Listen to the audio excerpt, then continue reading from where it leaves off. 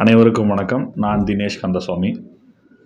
சென்னை மாநகராட்சி துப்புரவு பணியாளர்களோட போராட்டம்,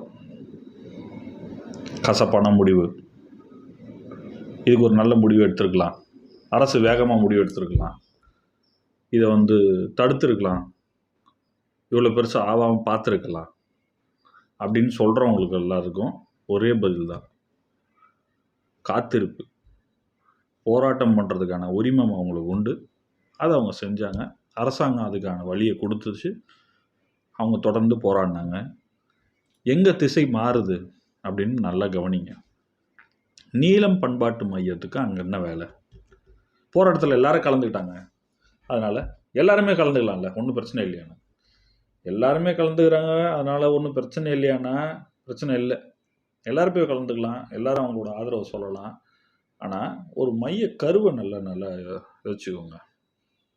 அரசாங்கம் ஒரு 10 மண்டலங்களில் தனியார் மையப்படுத்திட்டு போயிட்டாங்க அதிமுக அரசில். திமுக அரசு அதை அந்த கொடுத்த இதை ரெனியூவல் பண்ணுறாங்க.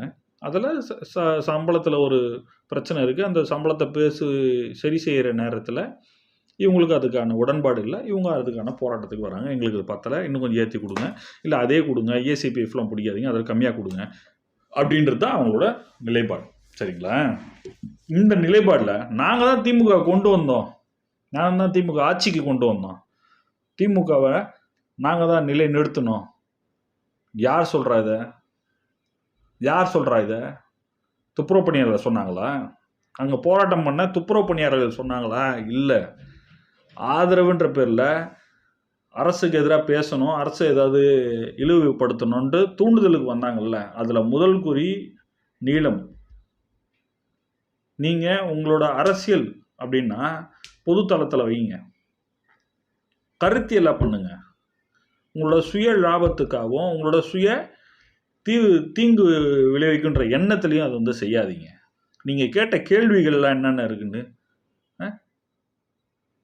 தோழர்கள் எல்லாரும் தெரியும். எனக்கு யார் யாரெல்லாம் அங்கே இருக்கீங்க, என்னென்னலாம் பேசுகிறீங்க, மீடியாவில் ஒர்க் பண்ணும்போதுலேருந்து நான் உங்களுக்கு எல்லாரையும் நான் நல்லா என் கூட பேசக்கூடிய நபர்கள் தான், எல்லோரும் நான் பார்க்கக்கூடிய நபர்கள் தான்.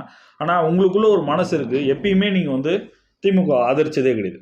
நீங்கள் அதிமுக ஆதரிப்பீங்க, திமுக நீங்கள் ஆதரித்ததே கிடையாது. எனக்கு அதில் ரொம்ப தெளிவாக தெரியும். ஏன்னா உங்களுக்கு திமுகவில் பெரும்பான்மையாக எல்லாருமே இருக்காங்களே. இது ஒளிவு முறையில் ஒன்றும் கிடையாது. திமுக ஏன் போகிறாங்க? சென்னையில் இருக்கிற தலித்தெல்லாம் ஏன் திமுக ஆதரவு கொடுக்குறாங்க?